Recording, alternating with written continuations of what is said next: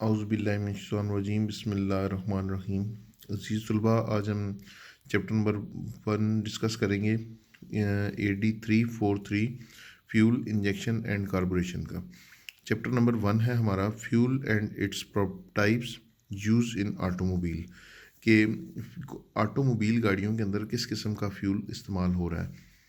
Fuel की जो definition है वो है fuel is any material that can be made to react with other substance so it release chemical energy as heat, petrol और diesel. तो ये वो हाइड्रोकार्बन्स हैं फ्यूल जो हम ऑक्सीजन की मौजूदगी में इंजन के अंदर बर्न करते हैं और इनकी मदद से हीट एनर्जी पैदा होती है और इस हीट एनर्जी को फिर हम केमिकल एनर्जी में कन्वर्ट करते हैं। तो ये फ्यूल जो है ये बहुत ज़्यादा इंपॉर्टेंस का हामिल है ऑटोमोबाइल के अंदर। ऑटोमोबाइल की जो बेस है वो इसी के ऊपर है कि ऑटोमोबाइल के अंदर जो पावर हम जितनी भी जनरेट करते हैं वो सारी की सारी फ्यूल की मदद से जनरेट की जाती है। कि फ्यूल को हम ऑक्सीजन की मौजूदगी में बर्न करते हैं और उस बर्न हुए फ्यूल से हम जो आउटपुट हमें मिलती है वो हीट एनर्जी मिलती है और उस हीट एनर्जी के साथ फिर हम अपनी केमिकल एनर्जी मैकेनिकल वर्क जो है वो बनाते हैं। तो इसके साथ दूसरा इसका टॉपिक साथ में है कि इसकी फ्यूल की प्रॉपर्टीज़। तो फ्यूल जो है जो हम ऑटोमोबाइल के अंदर इस्तेमाल करते हैं उनकी अंदर क्या चीज़ें क्या खासियत होती हैं। एक तो इसकी क्लोरिफिक वैल्यू जो है वो बहुत ज़्यादा हाई होती है, ये इसकी बेसिक प्रॉपर्टी है। उसके बाद ये मॉडरेट इग्निशन टेम्परेचर इसकी दूसरी प्रॉपर्टी है। फिर लो मॉइस्चर कंटेंट्स होते हैं इसके अंदर, लो नो कंब्यूस्टिबल मैटर्स इसके अंदर होते हैं, मॉडरेट वेलोसिटी ऑफ कंबस्चन इसकी ज़्यादा होती है, लो कास्ट में हमें पड़ता है, लो स्टोरेज कास्ट होती है इसकी और इजी टू ट्रांसपोर्ट भी है। और इसके अलावा short burn in air with efficiency. तो ये इसकी 5-6 प्रॉपर्टीज़ कुछ हमने प्रॉपर्टीज़ की काफ़ी सारी हैं लेकिन ये हमने इसकी 5-6 मेन प्रॉपर्टीज़ का जिक्र किया है। ये वो प्रॉपर्टीज़ हैं कि जो हमें ऑटोमोबाइल वाले फ्यूल के अंदर यानी कि इंटरनल कंबस्टन इंजन के अंदर जो हम फ्यूल बर्न कर रहे हैं उसके अंदर ये प्रॉपर्टीज़ जो है वो मौजूद होनी चाहिए।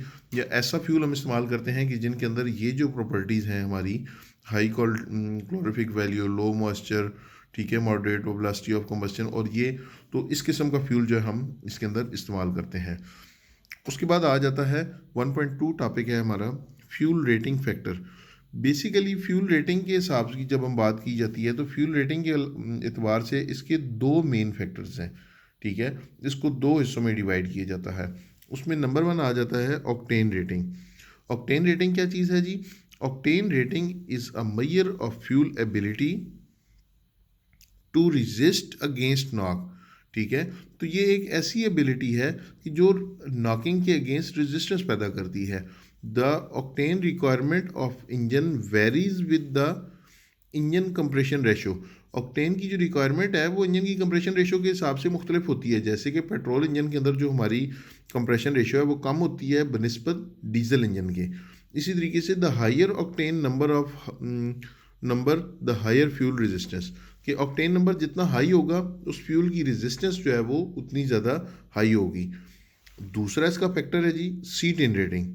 C10 rating is a measure of fuel ignition delay, the time period between the start of the injection of fuel and the start of combustion of fuel, commonly known as ignition.